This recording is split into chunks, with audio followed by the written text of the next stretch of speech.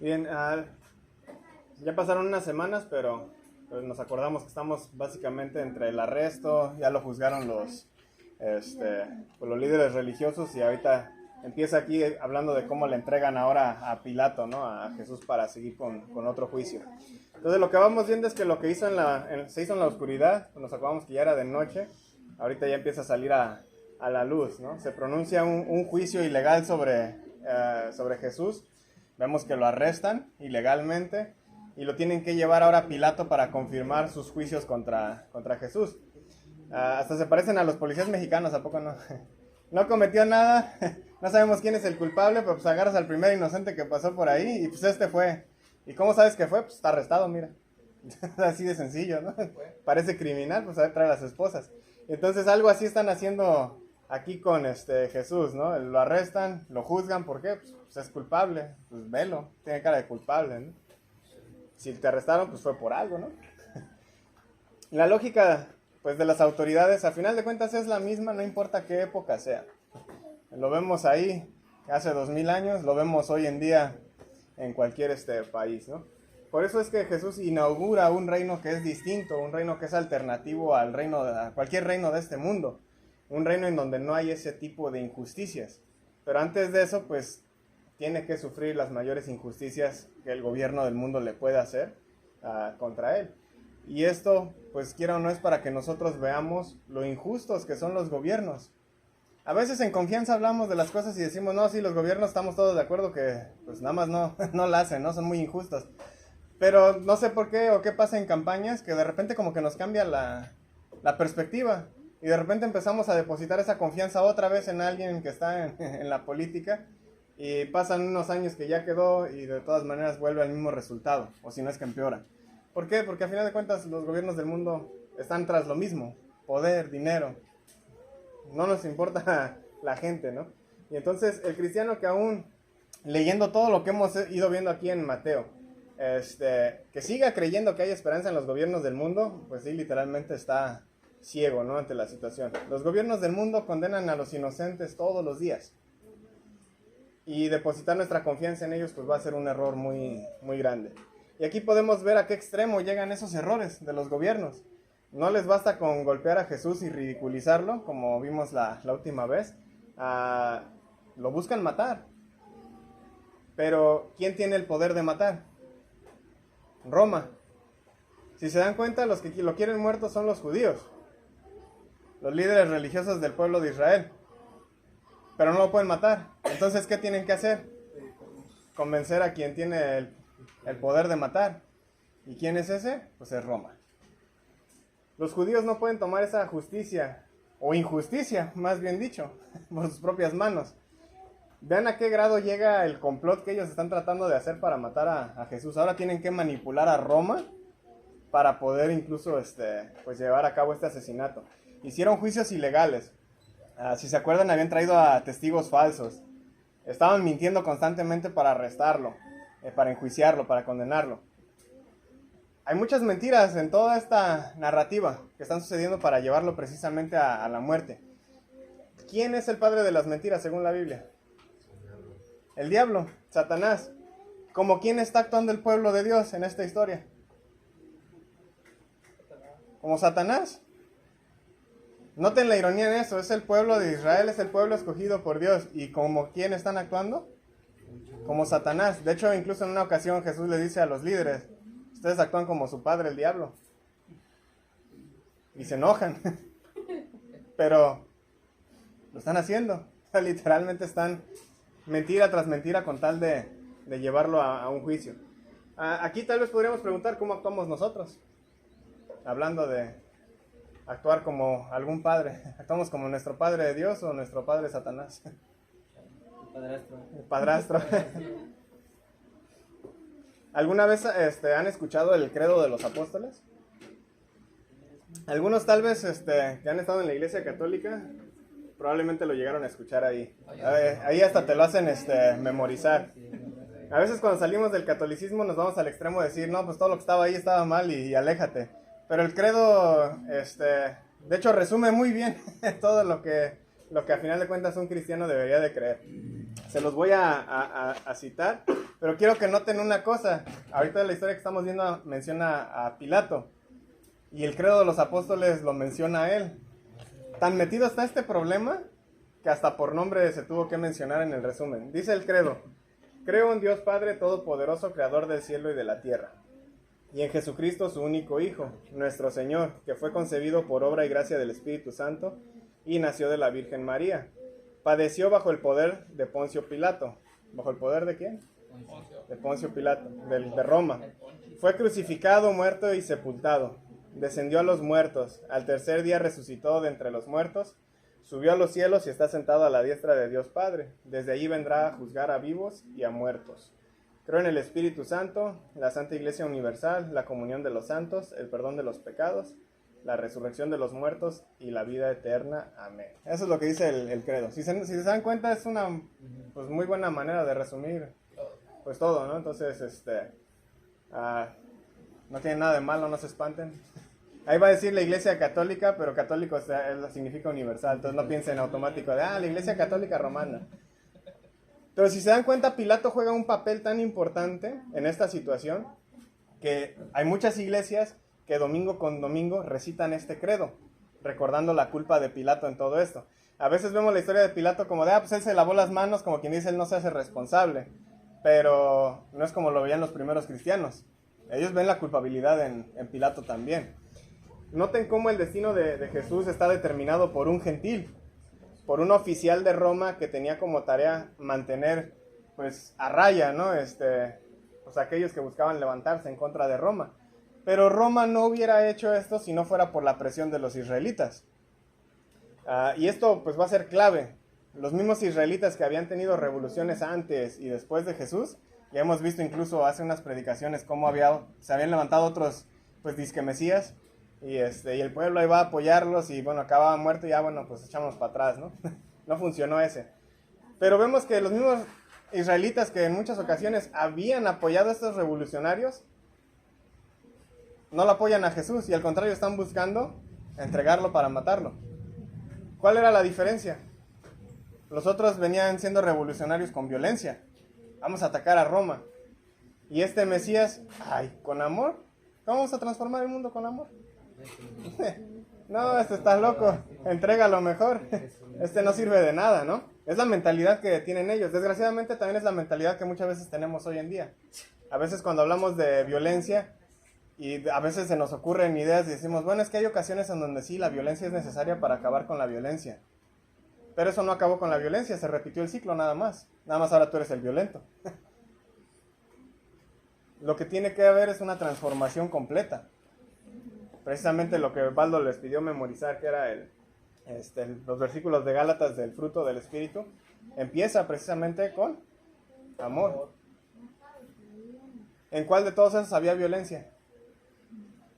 De hecho, si tenemos el último, que es dominio propio, se nos acaba la violencia ahí. Y de hecho en esos versículos que vemos ahí, Baldo pues nos dio la parte de abajo, pero antes de eso, ¿qué había en esos versículos? Todas las deseos de la carne. Las obras o los deseos de la carne. Y nos decía, y son muchas, y son obvias. Hay muchos problemas en la carne, muchas cosas que son tentación, muchas cosas en las que caemos, pero solamente hay un fruto que contrarresta todo eso. Pero si no estamos trabajando en ese fruto, pues obviamente nunca vamos a poder contrarrestar nada. Y entonces ese es el problema que vemos aquí. Israel, ¿qué es lo que quiere? Alguien más violento que Roma. Quítanos a Roma de encima, ponnos en el poder a nosotros, y ya lo hicimos. Pues somos el pueblo escogido de Dios. ¿Pero qué es lo que Dios quería? ¿Más violencia? No, lo que Él quiere es que ya haya una paz.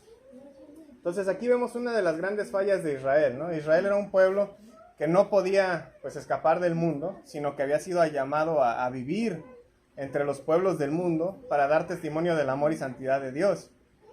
Estuvieron en Egipto, estuvieron en Babilonia, estuvieron en Asiria, ahorita son parte de Roma en esta historia, pero en lugar de dar testimonio del amor y santidad de Dios, ¿qué es lo que está haciendo Israel? Está dando testimonio de la crueldad y de la injusticia de Roma al matar a su propio Mesías, que para acabarla de amolar es su propio Dios encarnado.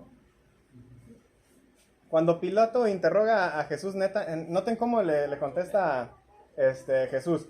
Pilato, ¿qué le pregunta? ¿Eres rey de los judíos? ¿Y qué dice Jesús? Tú lo dices. Le dice, tú lo dices, tú lo has dicho, y luego guarda silencio. ¿A quién más le dio esa respuesta a Jesús? Apenas en las últimas predicaciones que hemos visto. A Judas fue uno, cuando Judas preguntó si él era el traidor. ¿Acaso seré yo, Señor? ¿Y qué dijo Jesús?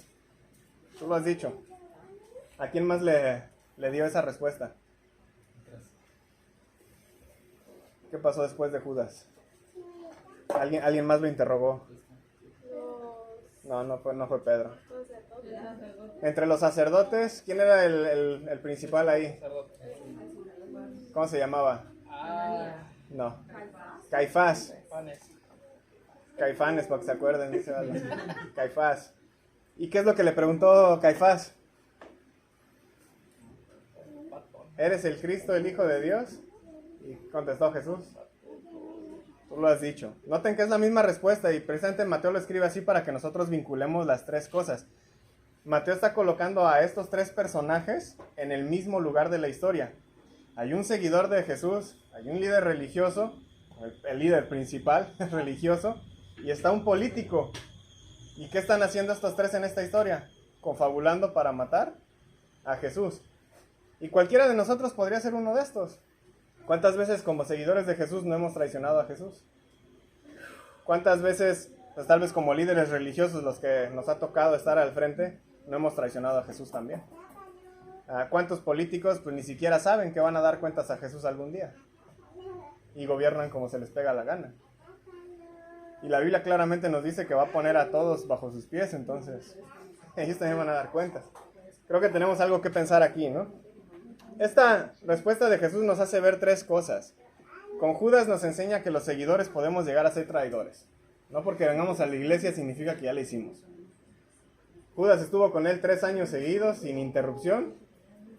Y de todas maneras, el último momento, pues cometió el error más grande de su vida, ¿no? Con Caifás nos aclara que Jesús pues es el Mesías, es el Hijo de Dios. Nos viene dando su identidad aquí.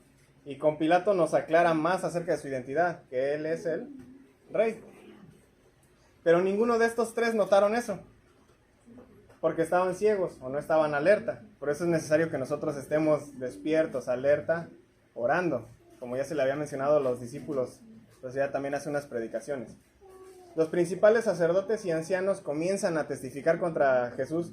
Y Mateo no nos dice exactamente qué es lo que están diciendo estos hombres. En los versículos que leímos nada más dice, empezaron a testificar contra él. ¿Qué dijeron? Pues, quién sabe, ¿no? Hasta ahora han hecho todo de forma ilegal y con mentiras. Entonces no creo que algo haya cambiado ahí. De eso sí podemos estar seguros. Pero obviamente podemos entender que a Roma no le importaba un cacahuate si Jesús decía tener una conexión especial con Dios. Roma es un imperio de muchos dioses. ¿Tú crees en otro Dios? Pues qué chido, qué bueno. ¿De ese Dios de qué es? Igual y yo lo sigo también pues para tener uno más en la colección, ¿no? Para ellos entre más dioses hubiera mejor, porque entonces más áreas de tu vida estaban cubiertas. O si Jesús había dado una profecía acerca del templo, Roma hubiera dicho, ¿y a mí qué me importa? Es un templo judío, nosotros tenemos templos para cada Dios, deshazte de ese. Ese Dios es débil, a final de cuentas nosotros los conquistamos, ¿no? Lo único que a Roma le importaba era ¿qué? Mantener el orden y que la gente adorara al César, porque el César era el rey. Cuando los líderes cuestionaron a Jesús, las preguntas tenían que ver con el templo y con la identidad de Jesús como el Mesías, si se acuerdan. Las preguntas de Caifás eran esas. O sea, y lo que los testigos falsos dijeron era eso, si se acuerdan. Él dijo que va a destruir el templo. Entonces el templo, y si era hijo de Dios, eran las dos cosas que estaban en conflicto en el juicio con el sumo sacerdote. Pero notan qué cuestiona Pilato. ¿Cuestionó algo del templo o algo acerca de si era el Mesías? No, ¿qué es lo que cuestionó? Pregunta si Jesús es rey. Entonces, ¿qué acusación sutilmente nos dice Mateo fue la que hicieron los líderes de Israel? Este está diciendo que es el rey, ¿eh? Por algo lo está preguntando Pilato.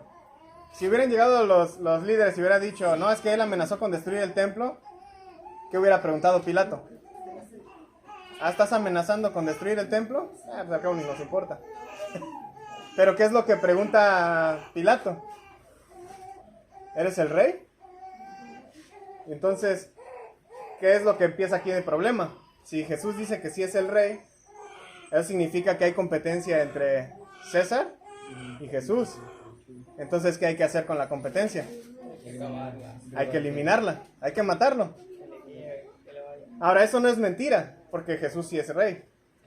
Pero no solo de los judíos, sino del mundo entero. Y eso significa que César también tiene un rey.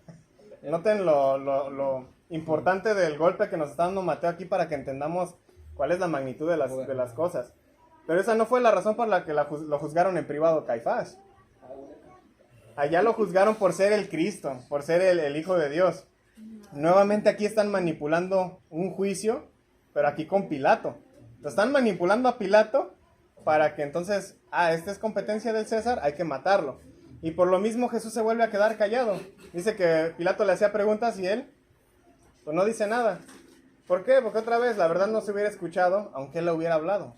Ya tenían algo en mente, Pilato ya lo habían movido. Ya lo que sea que iba a suceder, iba a suceder.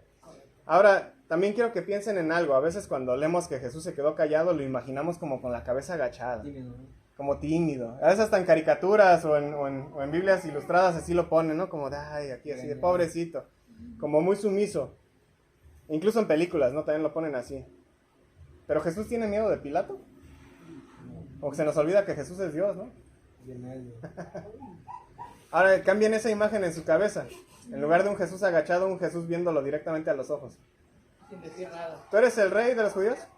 Tú lo has dicho. Y noten el temor de Pilato, porque Pilato dice que se quedó asombrado.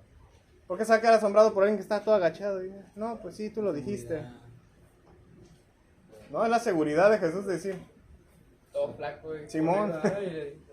Sí soy. Bien mal. El silencio de Jesús es una señal de que el poder de Pilato y de aquellos a quienes representa ya llegó a su fin. Pilato no se ha dado cuenta, pero no es él quien está juzgando a Jesús. Es Jesús quien juzgará a las naciones, incluida Roma. Y a veces se nos olvida esa parte cuando leemos la historia. Y por eso nos lo imaginamos muy sumiso. Pero ahí el que está juzgando en realidad es Jesús. De hecho ya había juzgado desde hace tiempo, por eso él decía, este templo va para abajo. Él ya había declarado un juicio. Todo esto se está desarrollando precisamente para que vean por qué el juicio es lo que tiene que ser y cómo pues ya había perdido propósito ahí el templo. Dice un teólogo que se apellida Lehmann, que cuando el poder crucifica la verdad, señala a todo el mundo que ha llegado a su fin definitivo. Esta sumisión de Jesús es una que subvierte la autoridad de Pablo, le da la de Pilato, le da la vuelta a Pilato, por eso Pilato se saca de onda. Dice el teólogo Hauerwas que el silencio de Jesús ante Pilato no significa tampoco que los cristianos tenemos que asumir siempre una postura de oposición a las autoridades gobernantes. Los cristianos debemos de estar agradecidos cuando las autoridades hacen lo posible porque nos den una vida piadosa y honesta. Los gobernantes pueden llegar a gobernar de esta forma, ¿no? Con modestia, pueden tal vez llegar a asegurarnos un poco de paz en esta tierra, pero sabemos que, pues dado la crucifixión aquí de Jesús, pues tales gobiernos son raros y es frágil un gobierno así.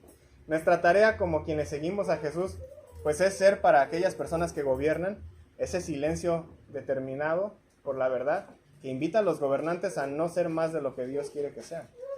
Nuestra oposición a los gobiernos no tiene que ser violenta, pero nuestra oposición puede ser como la de Jesús, un silencio que indica una incomodidad para ellos. Por tanto, no es impensable que los gobiernos puedan, pues tal vez, hacer las cosas devolviendo mal por mal. Sin embargo, nosotros sí podemos estar pidiéndoles que sean honestos. Pero cuando nosotros empezamos a ceder a los gobiernos, y bueno, pues es que si el gobierno no es honesto, pues a veces hay que jalar, porque pues, el que no tranza no avanza, el que agandalla no batalla. Pues ¿qué estamos haciendo? ¿Somos ese silencio incómodo para ellos? ¿O ya cedimos ante ellos? Cedemos a la presión como Pilato, ¿no? Vean que Pilato se asombra, ¿no? Por ese silencio de Jesús. ¿A qué está acostumbrado Pilato? A que acusados rueguen por su vida. Él es el gobernador al que le traen a los peores criminales. Él es el que tiene la autoridad de crucificar, y la crucifixión era lo que se daba a los peores criminales, especialmente los que se estaban levantando en revoluciones contra Roma. ¿A qué está acostumbrado Pilato? me traen a alguien, va a venir llorando, va a venir rogando por su vida. No, perdóname, no lo vuelvo a hacer. Él tiene poder sobre la vida de los acusados. Está en sus manos poder ejecutarlos. Pero se asombra del silencio de Jesús. Jesús no ruega. Él no está así todo de, ay, perdóname, Pilato, no lo vuelvo a hacer. Ya no predico del amor, perdóname por hacer eso. No, él no ruega. Y no ruega porque Pilato no tiene poder sobre él. Pilato cree que sí. Y después de matarlo, Jesús se va a volver a levantar y va a decir, aquí estoy. ¿Qué más puede hacer Roma? Ya me mataste una vez. ¿Hay algo más que pueda hacer Roma aparte de matar gente? ¿No? Ah, bueno, pues aquí voy a estar paseando un rato. Ahorita vengo, espérame. Ahorita vengo, voy a ir a comer pescado con los discípulos y ahorita nos vemos otra vez. Pilato se encuentra desarmado ante el silencio de Jesús y ante la multitud que lo presiona para asesinar a este hombre que es inocente. Y aquí creo que hay otra cosa que es interesante, ¿no? Ahora con la esposa de Pilato. Aquí Mateo nada más como que nos la avienta muy de rápido, ¿no? Pilato ya está a medio juicio y de repente dice, ay, la esposa le mandó decir esto. A través de Mateo hemos visto a varias mujeres actuando y hablando de una forma que demuestra la verdad que los demás hombres están ocultando. No sé si se habían dado cuenta de eso. Por ejemplo, una mujer anónima fue la que ungió los pies de Jesús con perfume caro, mientras que los hombres que tenían que haberle lavado los pies a la entrada de su casa no lo hicieron, ni con agua. Otro ejemplo, por ejemplo, en las siervas que le preguntan a Pedro por Jesús. Tú estabas con él, ¿no? ¿Y quién es el que está ocultando la verdad? Pedro. No, yo no lo conozco. No sé ni de qué estás hablando, ¿no? Otro ejemplo lo veremos más adelante en la cruz. Las mujeres son las que lo siguen de cerca, mientras que los discípulos lo abandonaron. Y Pedro era el que lo estaba siguiendo, pero de lejos, si se acuerdan. Otro ejemplo lo vamos a ver también más adelante en la tumba. ¿Quiénes son las que van a la tumba? Las Marías. Las mujeres, las Marías. Mientras que los hombres, ¿qué están haciendo? Viendo fútbol. Viendo fútbol prehistórico. Los hombres están, pues tal vez lamentándose, pero ahí están en su casa. Aquí la mujer de Pilato le advierte a Pilato que Jesús es inocente. Le dice, no hagas nada con este justo. He tenido incluso sueños y esto no va bien. Le dice que no haga nada que no convenga. ¿Y Pilato qué es lo que va a hacer? La va a ignorar. A diferencia de Herodías, si se acuerdan que era la que mandó a matar a Juan el Bautista, aquí la esposa de Pilato hace lo opuesto. Ella no desea la muerte de Jesús. Y aún así el resultado pues va a ser el mismo, ¿no? Los gobiernos del mundo están tan atorados en una política de muerte que no pueden salir de ese ciclo. Pilato trata de zafarse del problema, pero ¿cómo lo hace?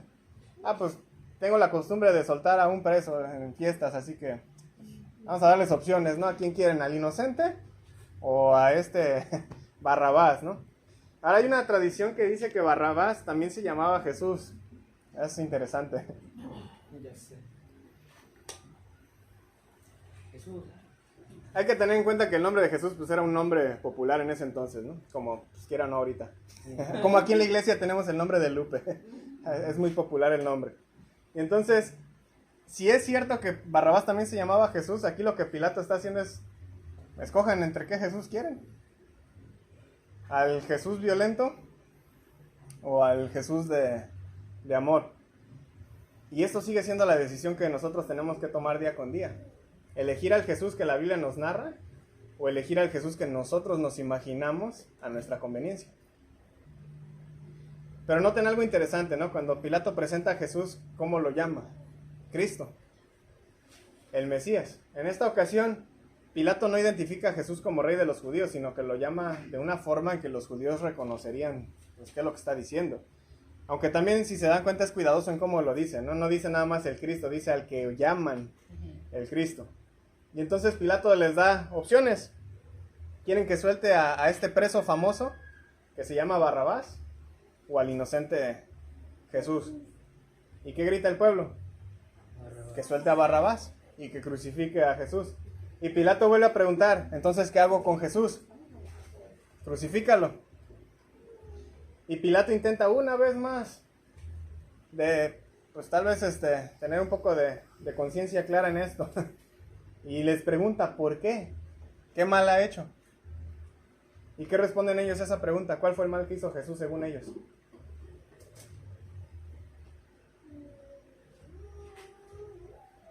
¿Alguien notó que dijeran algún mal?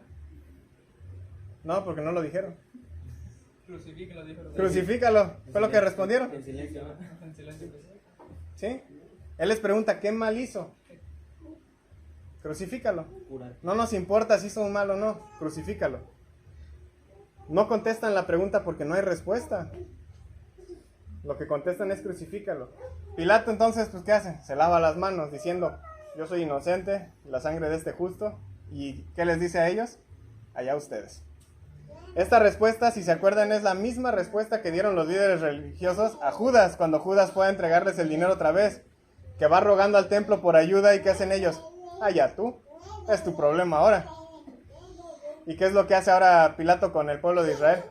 Allá ustedes, ahora es problema de ustedes. Ahora ellos están en la posición de Judas en esta historia. Noten cómo todo el mundo se la pasa entregándolo a Jesús. Todos están como que pasando la bolita nada más. Judas a los líderes a Pilato, Pilato a ellos otra vez, ellos a Pilato, Pilato a los soldados. El chiste es, pues aquí todos están repartiendo la bolita, ¿no? Ahora, aquí a veces algunas personas piensan que los evangelios describen a Pilato de una forma que tal vez simpatizan con él, ¿no? Como que él trató de soltarlo. Pero es todo lo opuesto, los evangelios más bien se están burlando de Pilato. Pilato es alguien que comandaba tropas. Pilato era alguien que había enviado a apagar disturbios y que podía hacerlo de nuevo. No tenía que dejarse empujar a hacer algo como lo hacen en esta historia. Entonces imagínense, o sea, él es el que tiene poder de decir, estos revoltosos que traen, este es inocente, estos vienen con una revuelta, ¿saben qué, soldados? Échenselos a todos estos. Pero ¿cómo nos lo presentan los evangelios? Lo traen como pelotita para allá y para acá. Como si él no tuviera, pues, ni voz ni voto en la situación, como si él no tuviera autoridad para detener las cosas. Ahora sí que como todos los bullies, también era un cobarde. Y se deja llevar por la multitud. Entonces, como digo, lo que vemos aquí es que todos están aventando la bolita. Dice el teólogo John Milbank, dice, entonces, ¿quién mató realmente a Jesús y por qué? Es una buena pregunta, ¿no? ¿Quién lo mató? Pues quién sabe, ¿no? Parece que parece que aquel, parece que todos, ¿no? ¿Por qué se sometió Jesús a esto? Otra buena pregunta. El único hilo conductor de estas narraciones es que Cristo fue constantemente entregado o abandonado a otra parte. Judas traicionó su presencia, los discípulos lo abandonaron, el Sanedrín lo entregó a Pilato, Pilato de nuevo a la turba que finalmente lo entregó a una ejecución romana, que de alguna manera pues indebidamente todos cooptaron. Incluso en su muerte Jesús seguía siendo entregado de un lado a otro, como si nadie lo hubiera matado realmente, sino que hubiera muerto por negligencia y falta de espacio propio, casi. ¿Y dónde quedó el cuerpo? No, pues quién sabe. Alguien lo bajó de la cruz, se lo llevó a la tumba familiar y pues ya nosotros nos desentendimos de eso. Estas preguntas son importantes porque vemos que estos están tratando de zafarse de la responsabilidad hasta que Pilato se las está regresando.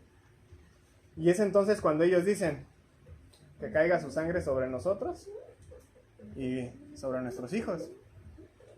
Los hijos, ¿y yo qué culpa tengo, no? Esto no significa que la culpa es transferida generacionalmente. Obviamente cada quien es culpable de sus propios crímenes. Pero sus hijos iban a crecer siguiendo el ejemplo de los papás. Iban a ser una generación de bandidos también. Y de hecho miles de ellos iban a ser crucificados en los próximos 30 años después de la muerte de Jesús.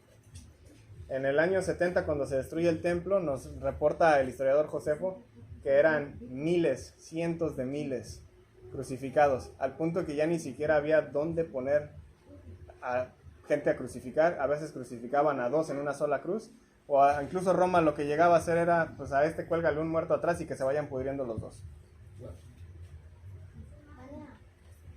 ¿Pero quién mató a Jesús? Pues es difícil responder eso con un solo versículo, ¿no? La respuesta es compleja porque todos matamos a Jesús. Y eso es a lo que nos referimos cuando decimos que Jesús murió por nuestros pecados. A veces lo decimos como si fuera una forma de decir, Él vino, se llevó mis pecados como en una mochila a la cruz, ya soy libre. No, murió por tus pecados significa murió por tu culpa. Los discípulos mataron a Jesús al abandonarlo. La multitud mató a Jesús porque era una multitud y la borregada siempre sigue la borregada. Los élites de Israel, los líderes, mataron a Jesús porque temían su santidad. Pilato mató a Jesús porque temía que se iba a perder el orden. Francamente, el pueblo mató a Jesús porque no tenían algo mejor que hacer. Eso es lo que hace el ocio. Todos matamos a Jesús y seguimos haciéndolo en el sentido de que hacemos todo lo anterior. Estamos aburridos y ya vamos a pecar. Hace unas predicaciones les había dicho que no seamos flojos en lo que requiere diligencia, citando de Romanos. ¿Cuántos nos hemos puesto las pilas en no ser flojos? De una forma u otra seguimos diciendo hasta ahorita, pues que su sangre sea sobre nosotros y sobre nuestros hijos. ¿Y por qué lo tenían que matar? Tenían que matar a Jesús porque Jesús es el Hijo de Dios. Para los judíos esto significaba que Jesús estaba diciendo ser Dios. Y para los romanos eso significaba que Jesús estaba diciendo ser el César. Lo tenían que matar por eso nada más. Tenían que matar a Jesús porque Jesús estaba llamando a existencia un nuevo pueblo que era un desafío al orden mundial que se basaba en la mentira y muerte. Tenían que matar a Jesús porque era una amenaza para los que gobernaban en nombre de la comodidad, de la paz, la justicia y la seguridad. Tenían que matar a Jesús porque no nos gusta que se expongan nuestros deseos más profundos ante todos. Y Jesús, pues que es la luz, revela todo lo que hay en nuestra oscuridad. Y eso no nos gusta. Tenían que matar a Jesús porque no nos gusta que definan qué es el amor por nosotros. A nosotros no nos gusta amar a nuestra manera y con nuestra propia definición. Nos gustan nuestras propias definiciones de amor, la de Jesús es muy difícil. Tenían que matar a Jesús porque pedía que perdonáramos a nuestros enemigos. ¿Y a quién le gusta eso? Tenían que matar a Jesús porque estaba hablando de un Dios que no se parece al Dios del que nos hemos hecho una idea a conveniencia. Jesús nos estaba hablando de un Dios que no está hecho a nuestra imagen y semejanza. Pregunta: si la vida de Jesús retó tantas cosas simplemente con amor, nosotros que somos seguidores de Jesús, ¿de qué forma estamos retando el mal que nos rodea? ¿O nos estamos amoldando a él? Aquí hay otra pregunta también. ¿Por qué creen que Pilato mandó a azotar a Jesús? Suena un poco raro, ¿no? Tanto está como peleando de este es inocente, ya déjenlo ir. Y pues no queremos y, bueno, pues azótenlo entonces. Ah, caray, ¿por qué? ¿Por qué la azotación? ¿Por qué golpearlo? Yo creo que precisamente es por la inocencia de Jesús. Si Jesús está desfigurado, está casi irreconocible, si Jesús pierde toda su humanidad ante los ojos de los opresores, es más fácil matarlo. Por ejemplo, si tuvieran que matar un perrito, ¿cómo sería más fácil? Si el perrito estuviera chiquito, bonito, te está mirando con unos ojos de ternura como el gatito de Shrek. O si el perrito está todo roñoso, los ojos en blanco, lleno de llagas y sangriento. ¿Cuál se les haría más fácil de deshacerse? De hecho, lo hacemos seguido, ¿no? A veces cuando llegan perros a nuestra casa, tal vez lo primero que hacemos, está roñoso, córrelo para allá. Pero si viene uno así todo tiernito, ¿quién será el dueño? Igual y lo adopto si es que no es de nadie, ¿no? Nos compadecemos del que se ve bien. Y es más fácil deshacerse del que se ve mal. Los asesinos de Jesús necesitan engañarse a sí mismos para poder estar cómodos con matar a un inocente. Roma está acostumbrado a matar a culpables. Y aquí le están trayendo a alguien que, por más que le buscas, no tiene nada. ¿Cómo lo vas a matar? Desfigúralo. Eso todavía quiera o no resalta más la injusticia de todo lo que está sucediendo aquí. Al final de todo el texto, pues algo sí es claro, ¿no? Barrabás nos representa a todos nosotros. Cuando Jesús muere, el bandido es liberado. Los pecadores son liberados. Es decir, todos los que, pues todos nosotros somos liberados de la esclavitud del pecado y de la muerte. Así como cuando el Cordero de Pascua murió, el pueblo de Israel fue liberado de la esclavitud en Egipto. El punto que Pilato trató de hacer al comparar a los dos era que vieran que Jesús era inocente. Y ese es el punto que Mateo nos está pues explicando desde el inicio. Matar a Jesús no se describe aquí como un sacrificio que Jesús está haciendo. Se nos está describiendo como el asesinato de un inocente y de la libertad de un pecador.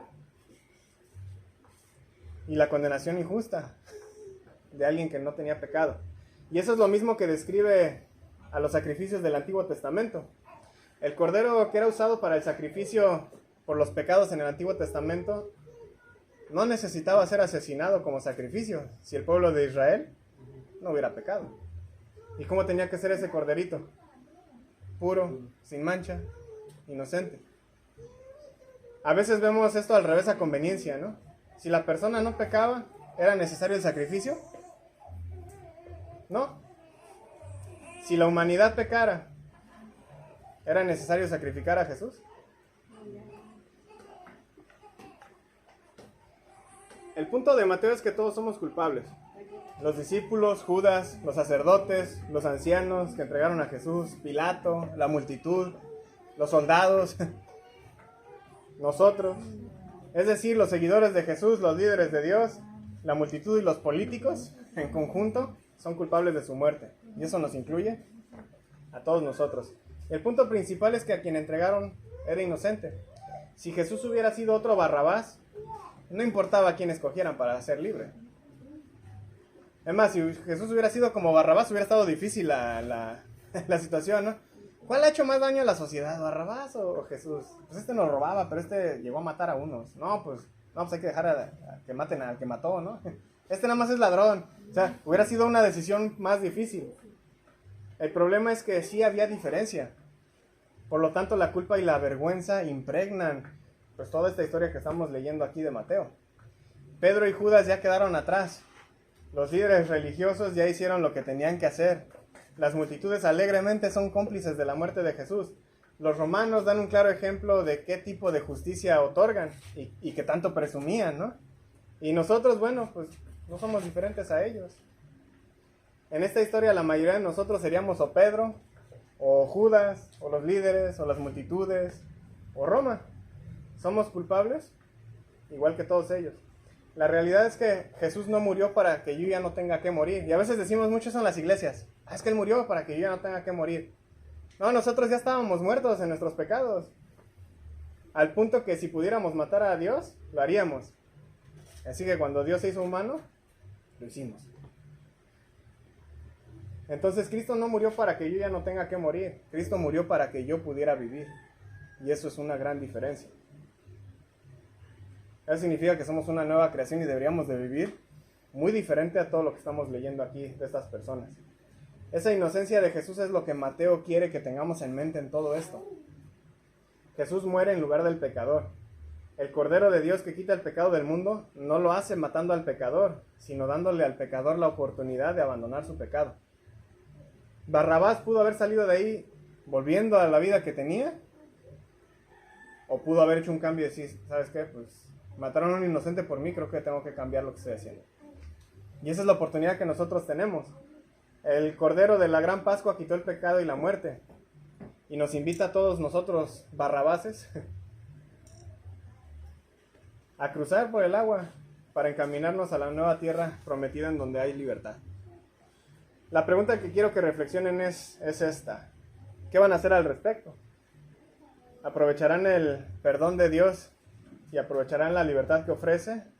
¿O lo vamos a echar a la basura? Si aún no eres cristiano, pues obviamente estás desaprovechando esto. Y estás colocándote del lado de los que mataron a Jesús. Entonces obviamente te invito a que te acerques a Jesús. Pero si eres cristiano y estás del lado correcto, se supone, ten cuidado de no acabar del lado de la multitud, en lugar del lado de Jesús. Entonces otra vez la pregunta es, ¿qué van a hacer al respecto? ¿Alguna duda o comentario?